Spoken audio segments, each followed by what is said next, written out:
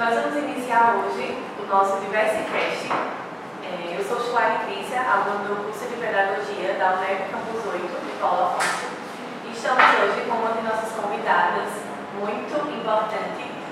Desde já agradecemos muito ter aceitado o nosso convite, professora Fátima, e ela vai se apresentar um pouquinho para vocês.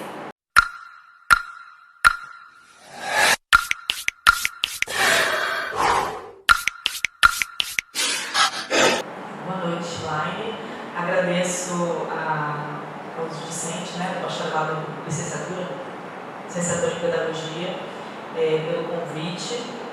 Meu nome é Fátima Oliveira, eu sou arqueóloga, sou professora substituta do curso de bacharelado em arqueologia aqui da UNEB, Campus 8, e estou disposta para a gente conversar sobre a temática que vocês propuseram.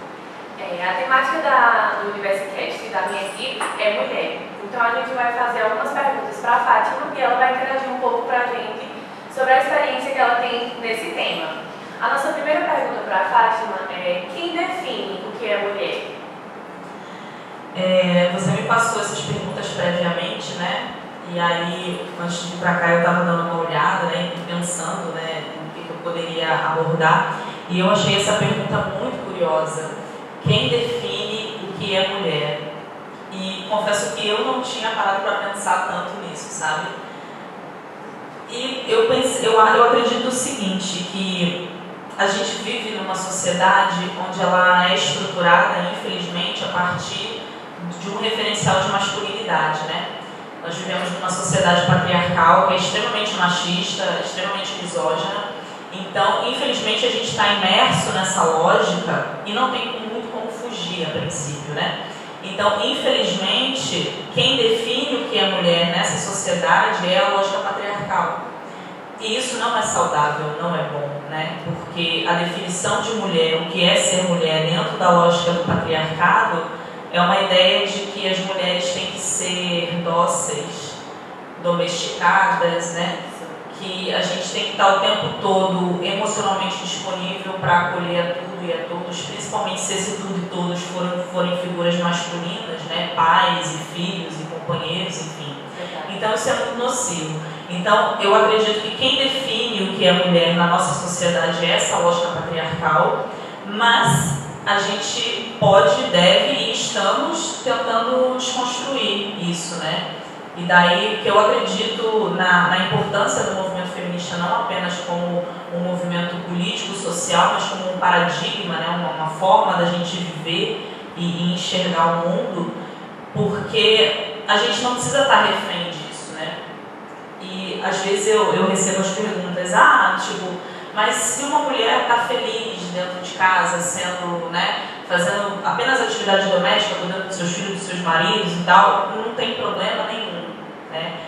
O feminismo, inclusive, ele prega que a mulher precisa ser livre para fazer o que ela quer. Então não haveria problema nenhum. O problema surge quando mulheres que não seguem essa regra sofrem sanções. Então o problema está aí. Se você não seguir, não se enquadrar nesse perfil feminino de docilidade, de domesticidade, você sofre sanções. E o problema é que essa sanção ela pode ir, por exemplo, de você ser ignorada por algumas pessoas, mas ela pode culminar num assassinato, por exemplo, Então, eu acho que a problemática maior é essa. Verdade. Então, para você, Fátima, qual a importância da autoestima para a mulher? Eu acho que a autoestima é tudo, principalmente não só para as mulheres, mas principalmente para as mulheres. Acho que a autoestima ela é o carro-chefe da vida, de qualquer pessoa. E como a gente estava falando, infelizmente a gente vive num sistema em que ele tem engrenagens muito complexas que minam a autoestima da mulher, o tempo todo, em todas as esferas da sociedade, enfim. E isso tem uma finalidade muito clara, que é manter essa mulher ocupada e domesticada, Se a sua autoestima está baixa por N motivos, você não tem força para lutar pelo que você quer, você não tem força para realizar seus sonhos, você não tem força para viver e para ser você mesma. Então, eu acho que é muito cruel, né, a gente viver numa sociedade em que não fomenta a autoestima da mulher, fomenta a rivalidade entre mulheres, né? E isso está sempre a serviço dos homens, né? Infelizmente. E eu acredito que tem um vídeo da Rihanna, que eu sempre uso como exemplo, né? Que uma repórter chega para ela e fala assim, algo do gênero, Rihanna, e no dia que você acorda e você não está se sentindo tão fantástica, o que você faz? Aí ela fala, eu finjo. Então, assim, não que a gente vá viver fingindo que a gente tem autoestima, mas eu gosto desse exemplo porque é no sentido de que se você não está, pelo menos você está buscando, sabe? E eu acredito também que quando a gente está com a nossa autoestima elevada, eu tenho a sensação de que a gente transpira isso. E as outras pessoas percebem, sabe?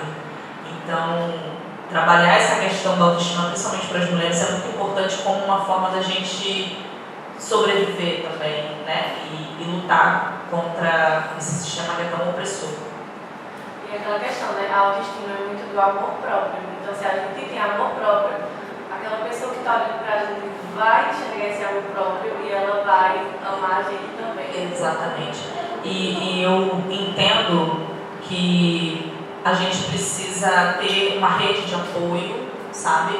Que colabore com isso. Porque se a gente ficar vivendo num ambiente com pessoas que nos adoecem, a gente nunca vai conseguir se curar, né? É verdade. Então eu acredito que uma rede de apoio entre amigos e mulheres. Bom, então a professora Fátima vai falar um pouquinho mais sobre mulheres. Bom, a pergunta que foi feita foi a respeito, né, do caso Marielle Franco. Eu sou carioca, né? Eu me mudei para a Bahia em 2014, vim fazer 10 anos, passando rápido, 10 anos que eu estou morando aqui. E eu sou nascida e criada no subúrbio do Rio de Janeiro, né? Não necessariamente dentro de uma comunidade, de uma favela, né? Como foi o caso da Marielle, mas eu sempre tive, né, presente dentro dessa paisagem, né, desse núcleo, né, suburbano do Rio de Janeiro. E ter mulheres como a Marielle era, né, o tipo de representatividade, de potência que a Marielle representou, né, para a comunidade dela e para todas as mulheres, né, do Rio de Janeiro, isso é algo assim extremamente precioso e infelizmente raro, né, da gente ver uma mulher que enfrentou a milícia da forma como ela enfrentou, sabendo dos riscos que ela corria, né? E era o que a gente estava falando antes, né? Quando uma mulher consegue se libertar dessas amarras, dessa definição do feminino, que é estabelecida pelo patriarcado, ela sofre sanções. E a Marielle, infelizmente, sofreu, né, a pior das sanções que uma mulher pode sofrer, que é ter a sua vida ceifada. É óbvio que a morte dela, a forma violenta como foi, é algo terrível e óbvio que isso não deveria ter acontecido, mas o legado que ela deixou e a quantidade de mulheres, né, que passaram a dar atenção, né, para tudo que a Marielle defendia, não só as mulheres da nossa sociedade em geral, né, foi algo assim arrebatador, não só no Rio de Janeiro, mas isso virou noticiário internacional. Não deveria ser dessa forma, né? Infelizmente foi. Agora está fazendo 5 anos, né? Em 2018 ela foi assassinada. Está completando 5 anos de algo absolutamente escandaloso que aconteceu com essa mulher, uma mulher preta, LGBT, né? Moradora de favela. E até agora, o que a gente sabe sobre esse caso, né? Com tanta câmera de segurança, com tanto recurso, né, da polícia, enfim, das autoridades, onde é que estão essas pessoas, sabe? Porque a gente sabe que tem um rastro, né? E esse rastro está sendo seguido. Então, assim, eu fico me perguntando o que está faltando, sabe, para poder a gente conseguir chegar, né, a ter essas respostas de fato. E infelizmente essa sociedade que a gente vive, ela protege, né? Os homens, eles são institucionalizados até o último fio de cabelo, né? A prioridade deles é eles se protegerem entre si. A gente chama de famosa broderagem, né? A prioridade deles é eles se protegerem entre si e não deixar que nada desestabilize essa grande estrutura, né? Então, infelizmente, aconteceu isso com a Marielle porque ela enfrentou essa grande estrutura, né? De homens poderosos que se protegem. E às vezes a gente fica assim, tipo, caramba, mas o que eu vou fazer? Mas é melhor você não falar, mas é melhor você não enfrentar. Não, mas e aí? Se a gente não falar, se a gente não enfrentar, a gente não vai mudar nunca, né? A gente nunca vai botar a cara pra bater. E aí, às vezes acontece o que aconteceu com ela, né? Que foi algo muito trágico, mas assim, eu não sei se eu estivesse no lugar dela, se eu não teria feito a mesma coisa, sabe? E é aquilo também, né? Cada uma de nós tem o seu papel. Tem algumas que vão para frente de batalha da infantaria, tem umas que ficam um pouco mais na logística, né? E todas as atuações são válidas, né? No caso, o papel que eu tenho agora nesse momento da minha vida é enquanto professora universitária. Então eu uso esse espaço para poder tocar nesses assuntos e conseguir sensibilizar, né, os jovens, tanto os meninos quanto as meninas, né? Já o povo adulto que entra na faculdade me chamando de menino, mas homens e mulheres jovens, né, que entram na universidade, e eu acredito que eu posso dar esse espaço para isso, né? E era isso que a Maria acreditava, né? E ela usou o espaço dela muito corretamente, de forma muito assertiva. É uma mulher que eu admiro muito, mas infelizmente aconteceu o que aconteceu, e eu espero que a gente obtenha respostas, né? Porque enquanto essa resposta não chegar, a gente não vai parar de cobrar.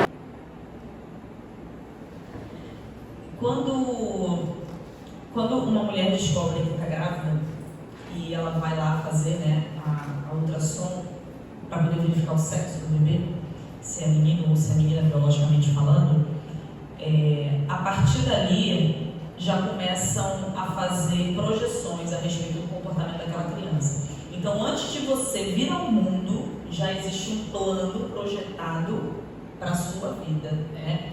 Então, antes de você nascer, já estão colocando você dentro de uma caixa.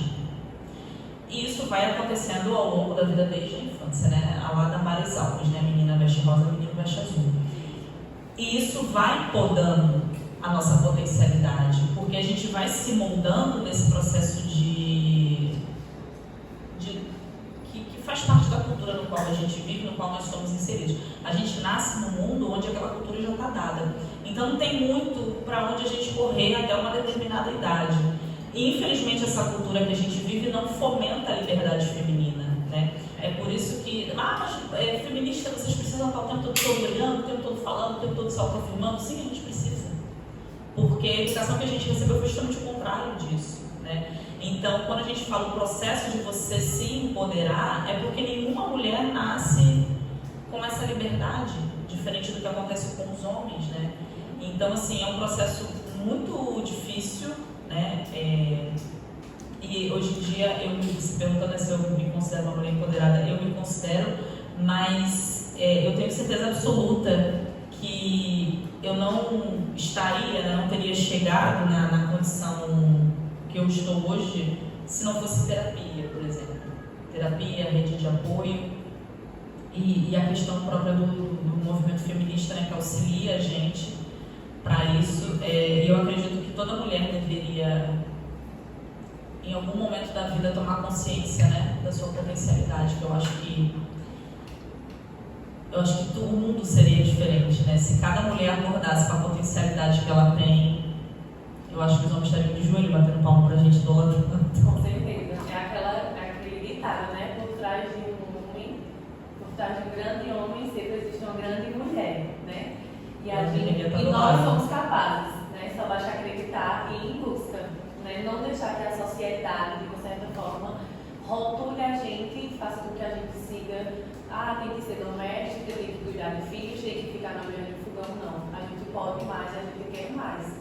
Então a gente vai conquistar o nosso espaço e a gente vai alcançar os nossos objetivos, né?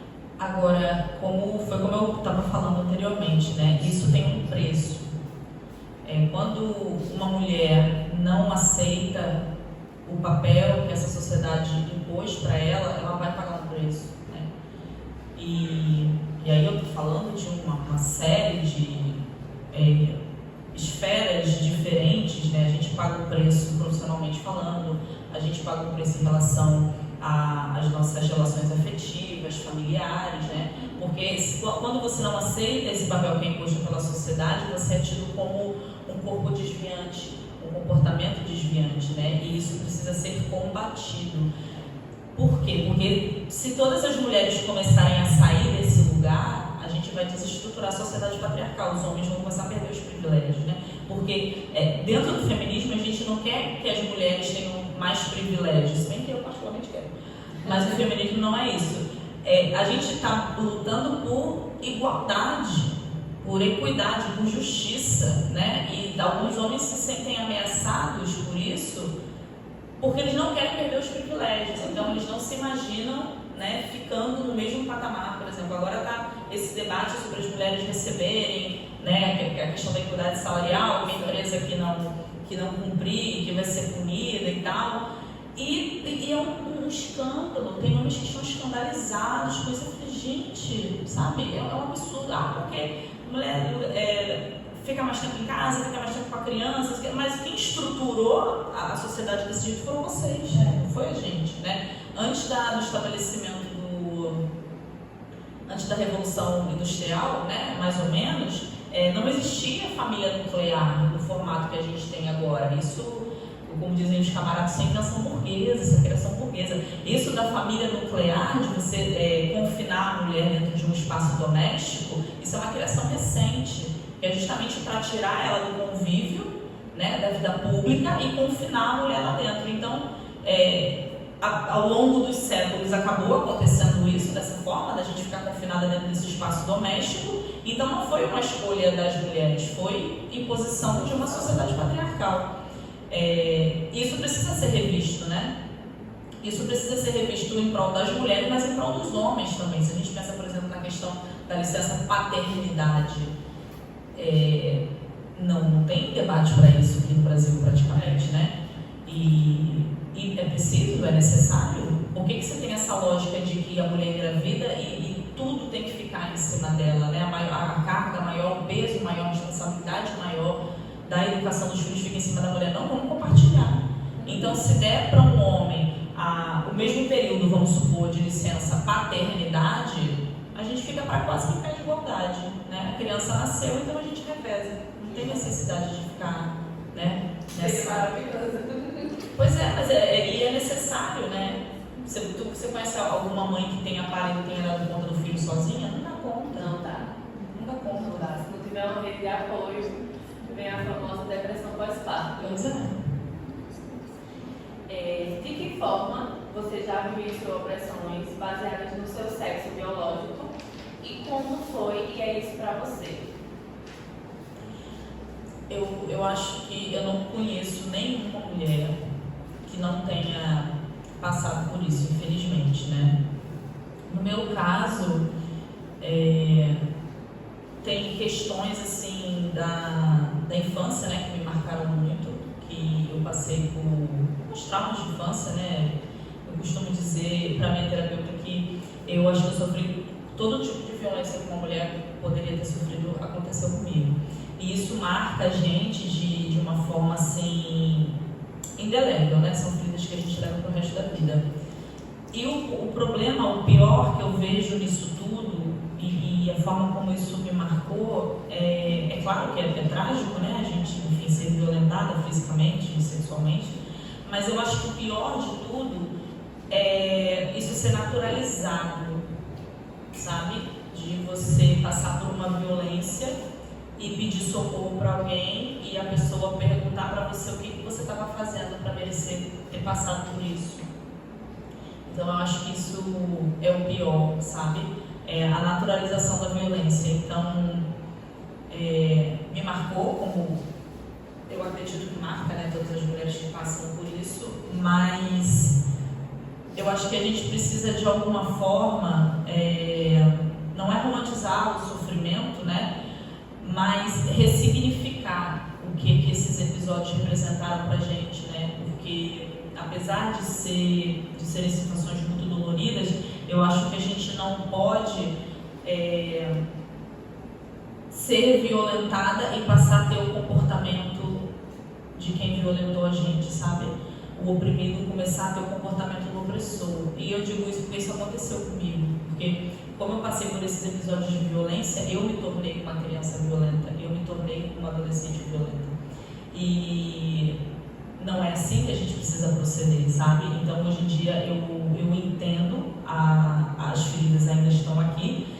E eu acho que hoje em dia eu penso o seguinte, que essa potência, né, de uma pessoa violenta, de uma pessoa, né, a gente é muito assertivo. Eu sou uma mulher muito assertiva e eu tenho certeza que isso é dessa raiz de violência que eu sofri. Então, hoje em dia, o que eu tento entender é o seguinte, eu preciso ser assertiva. Eu posso ser assertiva sem ser violenta.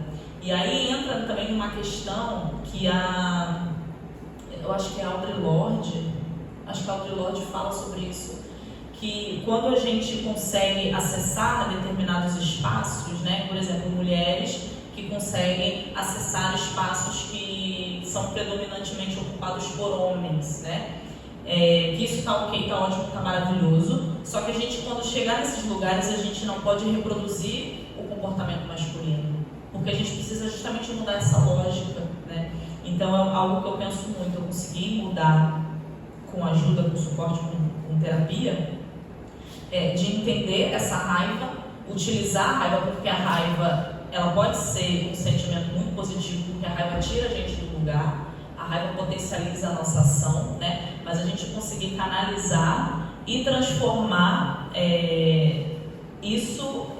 Eu me esqueci agora como é que a Audre Lorde fala, não sei se é a raiva, a ação, é algo do gênero que ela fala, que é transformar isso numa ação positiva, né? Utilizar essa potência. Então, eu penso dessa forma, né? Para todas as mulheres que tenham sofrido esse tipo de violência, que consigam transmutar, né? E significar o que sobra dessa situação. Você acha que as mulheres, de forma geral, elas se sentem confortáveis em seus corpos? Como a cultura ela pode influenciar nessa questão? Eu trouxe, pensando nessa pergunta, eu trouxe esse livro da Naomi Wolf, né? O Mito da Beleza, que é um livro sensacional. Eu comecei a ler ele ano passado, mas eu li 200 coisas há muito tempo, né? Eu cheguei quase na metade e parei. Mas me veio exatamente essa hora na cabeça quando eu li essa pergunta. E, novamente, eu acredito que nenhuma mulher que eu conheço está confortável com o seu corpo. E isso também é um mecanismo do patriarcado, né? Porque se a gente fica o tempo todo se ocupando com uma paranoia da nossa aparência, do nosso cabelo, eu sou super vaidosa, né? Só que eu não vivo em função disso. Tem mulheres que vivem em função disso. Então, qual é a estratégia? É ocupar a gente com algo que não vai auxiliar no nosso crescimento. Por exemplo, na nossa mobilidade social, desenvolvimento da nossa cognição, né? Então, a gente acaba focando a nossa atenção, o nosso esforço nesses aspectos, e a gente meio que se distrai, sabe? E aí a gente acaba caindo nessa questão da rivalidade, enfim. Mas aí, o que eu penso em relação a isso? Eu sou uma mulher, eu me considero uma mulher negra não retinta, eu sou filha de pai preto, mãe branca, sou uma mulher gorda, que durante muitos anos sofri por causa disso, fazendo dietas, fazendo coisa mirabolante para conseguir emagrecer e tal. Só que eu não vou conseguir, eu não vou atingir esse patamar dessa ditadura da beleza, que é algo inatingível, porque eu não sou assim. E no momento que eu entendi que eu não sou, que eu não tenho esse fenótipo, que a minha família toda é de gente gordinha, eu falei, cara, é isso, eu tenho que me aceitar. Então, eu lembro que eu, mais nova, eu era mais magra, mas eu não me sentia tão bonita quanto eu estou me sentindo agora. Eu estou com o dobro da idade, eu estou com 40 anos, ganhei alguns quilos, mas eu olho as minhas fotos, sabe, registros, eu estou me sentindo muito mais bonita agora. E isso tem a ver com uma questão da autoestima, da aceitação. Claro que a gente tem que se preocupar com a questão de saúde, do corpo, enfim e tal, mas eu acho que quando a gente começa a se aceitar do jeito que a gente é, começa a enxergar beleza no seu cabelo, na cor da sua pele, no jeito que você fala, no jeito que você anda, que é único, que não vai ter ninguém igual. Eu acho que isso faz parte do processo para a questão de elevar a autoestima, todo o tema que a gente falou, né, de elevar a autoestima, a questão do empoderamento, né? Então, é isso, a gente se aceitar do jeito que a gente é e começar a se amar. E parar de seguir esse monte de gente magra, branca, bodybuilding do Instagram. Eu passei por isso também, assim, quando eu vejo minhas fotos de antigamente, para minhas fotos, eu digo, meu Deus, quando eu era magra, eu era tão esquisita, hoje eu estou bem mais bonita. E eu fiz assim, meu Deus, eu já sou mãe de 2. Então, assim, eu tô bem, né? Eu tô bem, mãe de 2. Muito se discute a existência do feminismo na sociedade. Gostaríamos de ouvir de você como ele tem auxiliado e revolucionado nos direitos das mulheres. Eu sou suspeita para falar do movimento feminista, porque eu só Por isso mesmo, só falta que a uma gente carteirinha. Gente, não, olha, eu acho que não tem como a gente pensar a nossa sociedade hoje em dia com a configuração que está. Eu acho que a gente tem muito o que conquistar ainda, mas se a gente olhar para trás, eu acho que a gente conseguiu conquistar muita coisa. Assim, tem algumas que são mais pessimistas e acredito que a gente só arranhou, assim, né? Esse grande iceberg que é o patriarcado, a gente só arranhou a superfície. Mas eu concordo, mas eu acredito que a gente conseguiu muita coisa, muitas conquistas, né? Direitos que foram conquistados e eu tenho certeza que isso se deve às mulheres que vieram antes da gente. E mesmo aquelas que batalharam e brigaram, né, sem nem sequer saber o que era a palavra feminismo, né? De você viver uma vida de resistência, né, de embates, enfim, contra todas as formas de opressão, sem nem sequer saber o que era feminismo, né? E isso estou falando séculos anteriores, né, século XIII, século XV, enfim, as mulheres do Neolítico, né? Por exemplo, eu trouxe esse livro aqui também, né, que é A Calibanha Bruxa, da Silvia Federici, onde ela fala sobre, por exemplo, o período de caça de bruxas na Europa. Depois ela cita um pouco do que aconteceu aqui no Brasil, né? Eram mulheres resistindo a um sistema de opressão, né? Então, antes mesmo da gente ouvir a palavra feminismo. Então, assim, são séculos e séculos de mulheres que estão resistindo à opressão patriarcal. Eu não consigo imaginar como que seria a nossa vida se essas mulheres não tivessem, né, resistido e lutado tanto antes, né? Então, eu acredito que é um movimento que não é um combo homogêneo, onde todo mundo pensa igual, porque as pessoas acham que o feminista é tudo igual, né? A gente não é. Tem um monte de linhas diferentes e, enfim, tem algumas, inclusive, que a gente tenta combater, como, por exemplo, o feminismo neoliberal, né? Enfim. Mas é necessário, porque eu acho que, ainda que existam divergências e pontos vulneráveis que a gente precisa fortalecer, ainda assim é um movimento imprescindível, porque prega que a mulher é um ser autônomo, né? Que a gente não é propriedade de ninguém. Então, eu sei que tem muitas mulheres que criticam o movimento feminista, mas o que eu penso é o seguinte: a gente critica o comportamento de algumas feministas, né? Dentro do movimento feminista tem mulher que é racista, tem mulher que é homofóbica, né? Então, ok, a gente diverge, né? Não significa que a gente tem que gostar de tudo que é dito, mas o movimento em si, ele é muito necessário, ele é muito essencial. Então, a gente pode ter os nossos debates, a gente pode se degladiar entre nós, mas eu acho que o cerne, a essência do movimento é essencial para que a gente sobreviva nessa sociedade.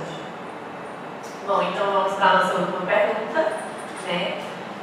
Na política, a mulher exerce seu papel de acordo com os seus pensamentos críticos ou sociais, ou age de forma retilínea, constante, ou seja, ela concorda com ações de terceiros sem fazer esforço para mudar alguma coisa? A gente tem uma representatividade muito baixa, né, de mulheres na política, e a gente tem percebido alguns dispositivos, né, nos últimos anos, para dispositivos e programas e fomento, enfim, para incentivar, para mobilizar, né, que as mulheres participem mais. Então, assim, é muito delicado, é muito problemático. Se a gente pensa, por exemplo, a gente bota aqui um recorte dos municípios aqui do interior da Bahia, né? Você imagina que são gerações e gerações de mulheres que foram confinadas ao espaço doméstico, que tiveram a sua liberdade privada, que não participaram da vida pública, e de repente vem uma lei que obriga, né, o partido X e Y, todos os partidos, enfim, a colocarem uma porcentagem X de mulheres, né? E são mulheres que não sabem como fazer, porque elas não foi ensinado a elas, não existe essa tradição, né? Em cidades do interior, né, em grandes metrópoles, ok, mas se a gente para poder pensar nisso, por exemplo, aqui no interior, isso é muito delicado. Então, infelizmente, acaba acontecendo, né, dessa situação que você narrou na pergunta, dessas mulheres serem colocadas lá dentro, né, dentro desses espaços, desses lugares, e não saberem o que fazer. E aí os colegas de partido, seus próprios colegas de partido, que eu já vi isso, exato, que eu já vi isso acontecendo, acabam manipulando. E aí isso tem a ver também com a questão da autoridade masculina. E a gente pensa que essas mulheres, né, estão dentro de um sistema patriarcal mais rígido ainda, em cidades de interior, né, que devem obediência a uma autoridade masculina, e essa autoridade masculina está permeando todos os espaços em que ela vive. Ela vai para a igreja, é um Deus que é um homem, né? Enfim, dentro da casa é o pai, é o marido, é o chefe. Se o pai e o marido morreram, às vezes quem manda naquela família é o filho. Então ela está sempre condicionada a obedecer à autoridade masculina.